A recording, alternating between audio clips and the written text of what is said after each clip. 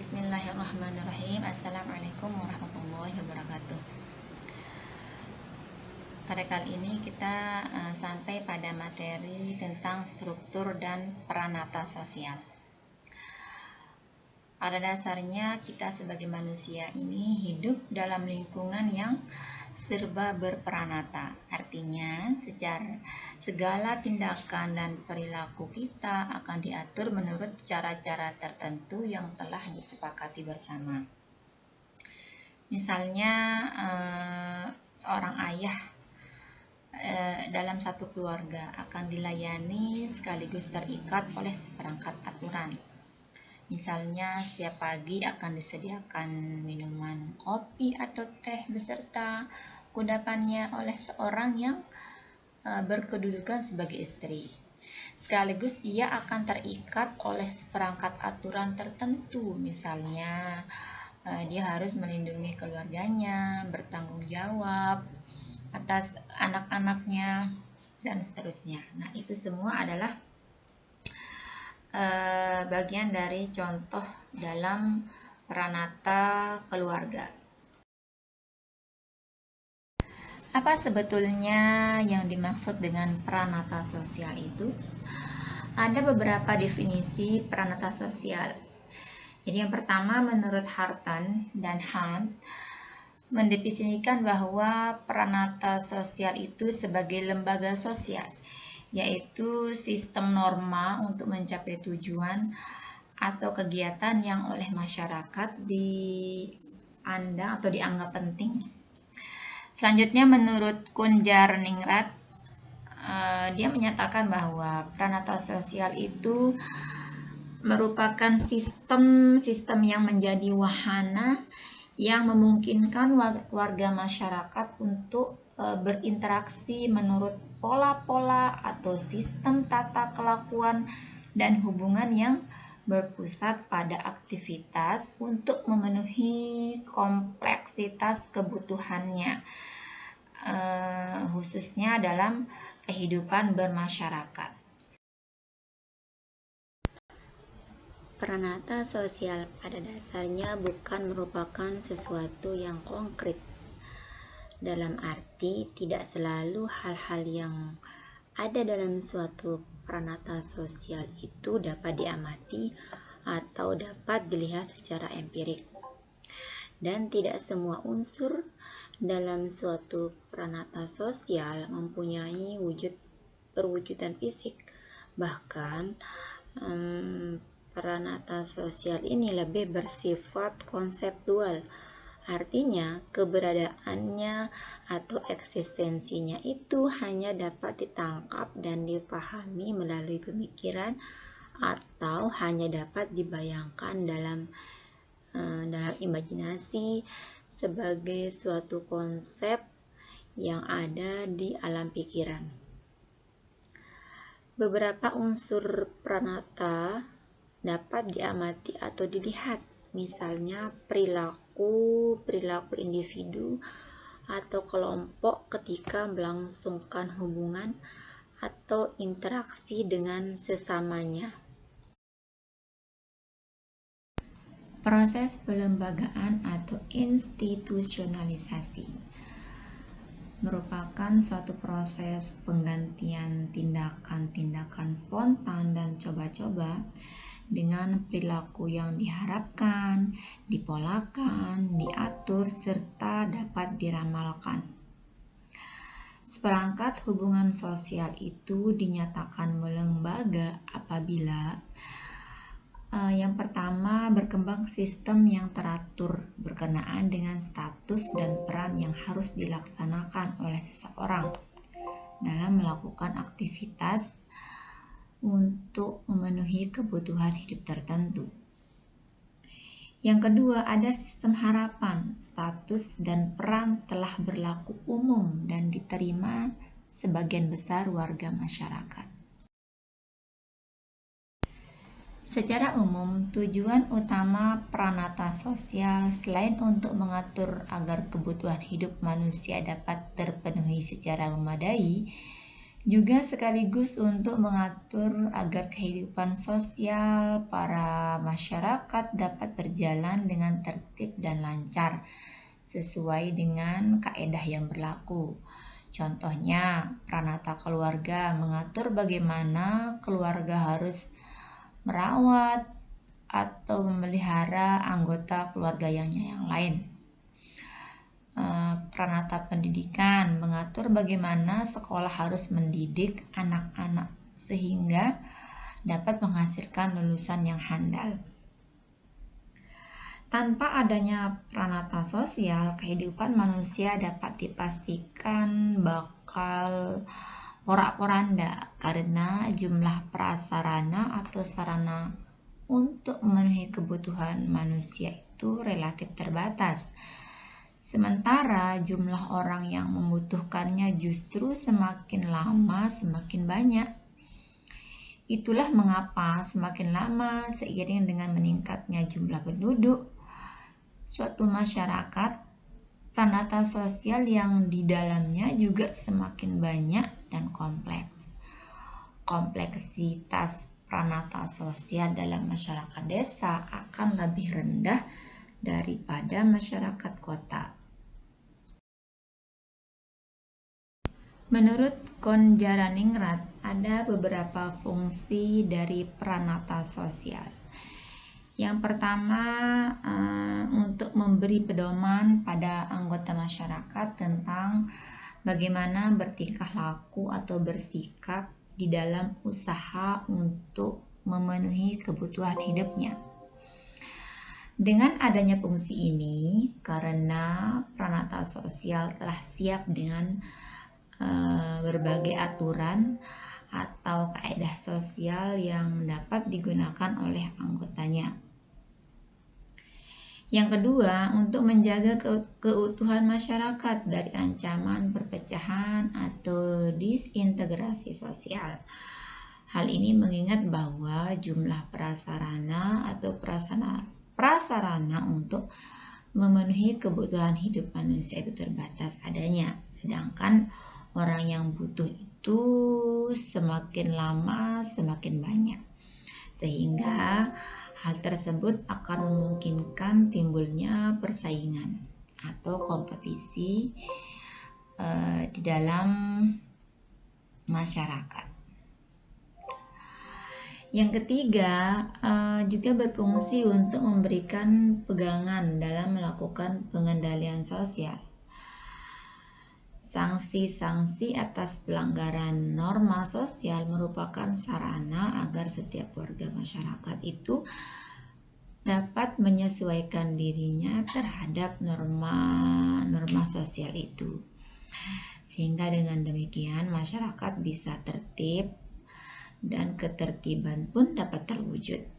Dengan demikian, sanksi yang melekat pada setiap norma itu merupakan pegangan dari warga untuk melakukan pengendalian sosial, meluruskan warga yang berperilaku menyimpang dari norma yang seharusnya, seperti itu. Ciri pranata sosial. Pranata sosial merupakan suatu organisasi pola pemikiran dan perilaku yang terwujud sebagai aktivitas warga masyarakat yang berpijak pada suatu nilai tertentu dan diatur oleh kebiasaan, tata kelakuan, adat istiadat maupun hukum. Yang kedua, pranata sosial itu memiliki tingkat kekekalan relatif tertentu. Pranata sosial pada umumnya mempunyai daya tahan tertentu sehingga tidak cepat lenyap dari kehidupan masyarakat. Umur yang relatif lama itu karena seperangkat norma yang merupakan isi dari suatu pranata sosial terbentuk dalam waktu yang relatif lama dan tidak mudah. Juga karena norma-norma tersebut berorientasi pada kebutuhan pokok, maka masyarakat berupaya menjaga dan memelihara pranata sosial tersebut sebaik-baiknya Apalagi kalau pranata tersebut berkaitan dengan nilai-nilai sosial yang dijunjung tinggi. Yang ketiga, pranata sosial mempunyai satu atau beberapa tujuan yang ingin dicapai atau diwujudkan. Terus dia memiliki perlengkapan baik hardware maupun software untuk mencapai atau mewujudkan tujuan dari pranata sosial tersebut. Karena masing-masing pranata memiliki tujuan yang berbeda-beda, maka perlengkapannya pun berbeda antara satu pranata dengan pranata yang lain.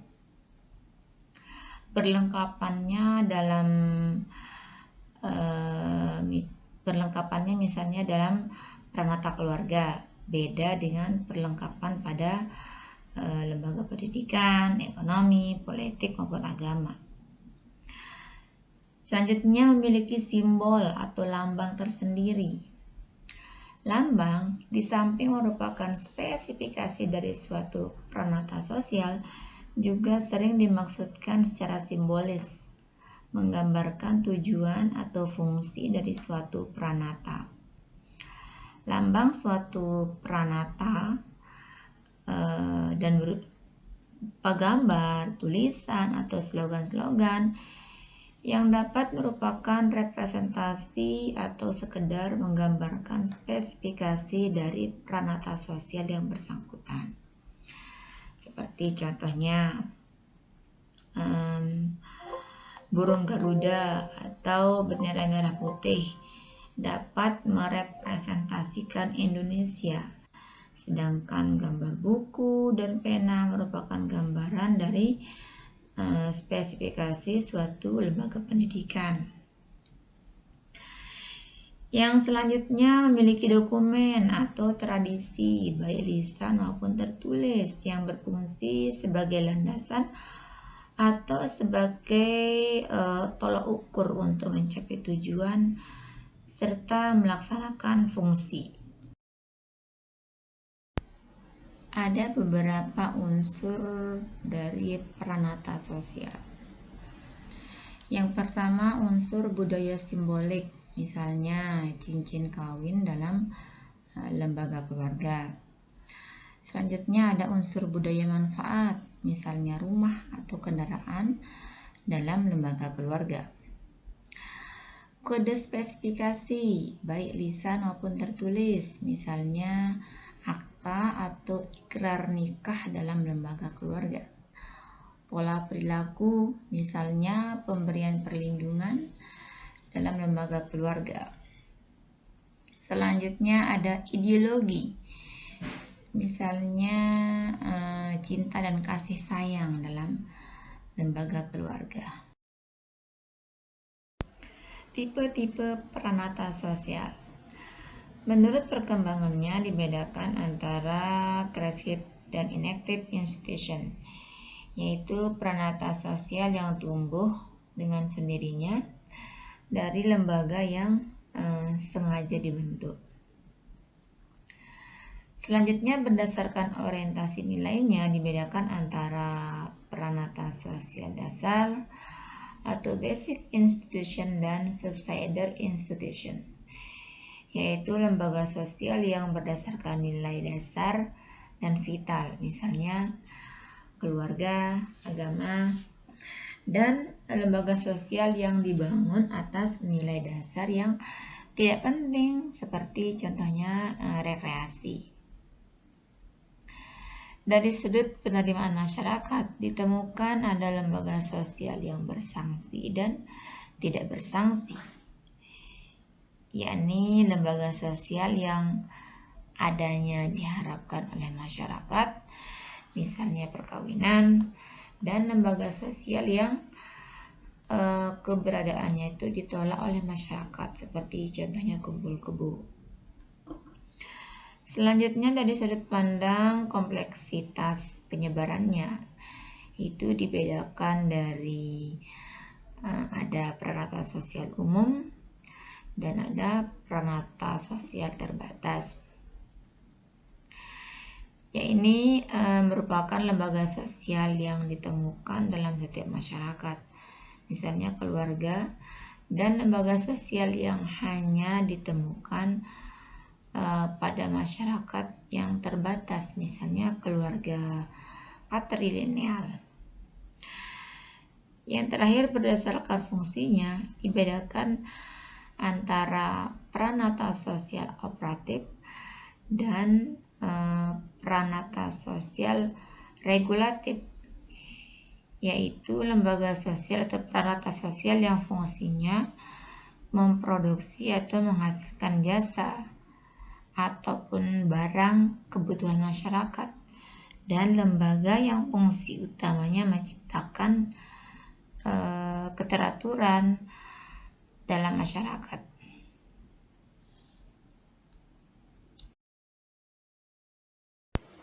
Di dalam masyarakat dijumpai beberapa pranata sosial pokok, yaitu ada keluarga, agama, ekonomi, politik, dan pendidikan.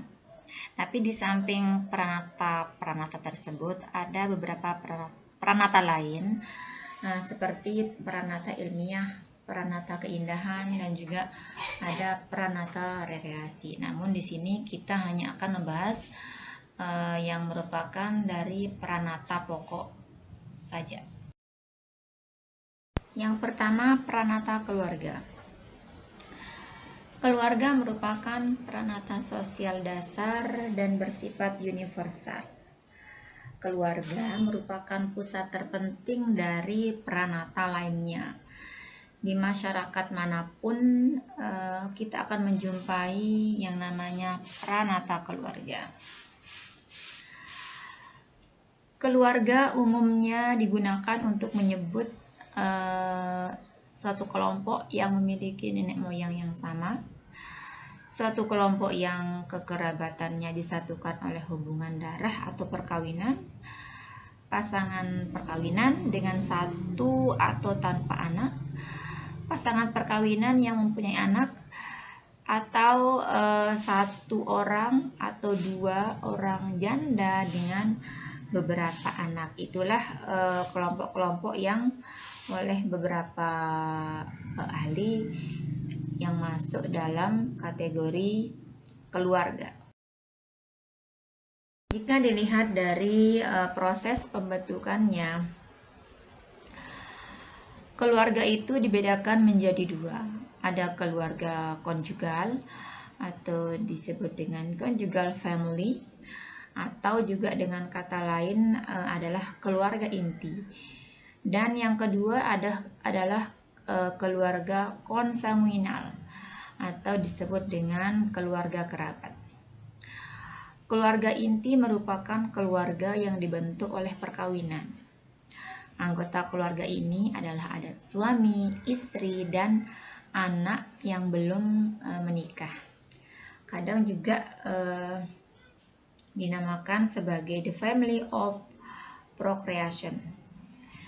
Dalam keluarga anggota ini lebih menekankan pada pentingnya hubungan perkawinan daripada hubungan darah. Selanjutnya, keluarga konsanguinal adalah keluarga yang di dalamnya seseorang dilahirkan. Dan dalam keluarga jenis ini, hubungan darah lebih dipentingkan daripada hubungan perkawinan.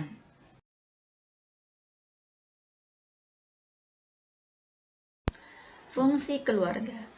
Ada beberapa fungsi keluarga. Yang pertama, untuk reproduksi atau pengaturan keturunan. Fungsi ini merupakan hakikat dari keluarga untuk menjaga kelangsungan hidup manusia dan juga sebagai dasar kehidupan sosial manusia. Jadi bukan hanya sekedar kebutuhan biologis saja. Fungsi ini didasarkan atas pertimbangan sosial, misalnya untuk melanjutkan keturunan atau juga untuk supaya ada yang mewariskan harta kekayaan yang dimiliki. Selanjutnya ada fungsi afeksi atau fungsi kasih sayang. Salah satu kebutuhan dasar manusia adalah kebutuhan akan kasih sayang atau rasa dicintai. Sejumlah studi telah menunjukkan bahwa kenakalan yang fatal atau serius pada anak merupakan salah satu ciri bahwa anak tersebut tidak merasakan kasih sayang yang seutuhnya dari keluarganya. Makanya ini sangat penting supaya anak-anak itu tidak menjadi anak yang susah diatur. Maka sudah selayaknya keluarga memberikan kasih sayang yang memang harus dia dapatkan. Yang ketiga, sosialisasi. Fungsi sosialisasi atau juga bisa di sini masuk sebagai fungsi pendidikan. Fungsi ini merupakan bentuk fungsi untuk mendidik anak mulai dari awal sampai pertumbuhan anak tersebut hingga terbentuk kepribadian dalam dirinya. Anak-anak itu lahir tanpa bekal keterampilan sosial. Maka agar anak ini dapat berpartisipasi dalam kehidupan sosial, orang tua itu perlu mensosialisasikan tentang nilai-nilai dan norma-norma sosial yang berlaku di masyarakatnya. Anak-anak juga harus dibelajarkan tentang suatu hal, apa yang boleh dan apa yang tidak boleh, apa yang pantas dan apa yang tidak pantas, apa yang baik dan apa yang tidak baik, sehingga si anak dapat hidup wajar dan diterima oleh sesama anggota masyarakat. Yang keempat, ada fungsi ekonomi atau fungsi produksi. Suatu keluarga diharapkan menjalankan fungsi ekonomi, dalam arti dapat menjamin pemenuhan kebutuhan materi para anggota keluarganya. Terus ada juga fungsi pelindung atau sebagai bentuk proteksi. Yang dimaksud di sini adalah keluarga itu diharapkan menjalani fungsi sebagai pelindung bagi para anggotanya, sehingga dapat menikmati keadaan yang dirasa aman dan tanpa ada ancaman dari pihak manapun. Selanjutnya ada fungsi penentuan status. Pada masyarakat berkasta, di mana status seseorang lebih banyak diberikan berdasarkan keturunan. Nah, di sini keluarga berfungsi mewariskan status sosial kepada para anggotanya, seperti status sebagai bangsawan atau kedudukannya dalam kasta. Kalau misalnya kayak di Lombok ada yang lalu, ada yang raden dan seterusnya. Selanjutnya ada fungsi pemeliharaan. Pada dasarnya fungsi memelihara anggota keluarga ini diperuntukkan agar anggotanya merasa nyaman dan terbebas dari berbagai penderitaan, termasuk misalnya seperti saat sekarang ini ada wabah corona. Jadi orang tua wajib mengingatkan anaknya ketika keluar rumah harus menjaga protokol kesehatan, memakai masker dan seterusnya. Fungsi ini sangatlah penting ya, sangat penting karena menyangkut dengan keberlangsungan kehidupan keluarganya.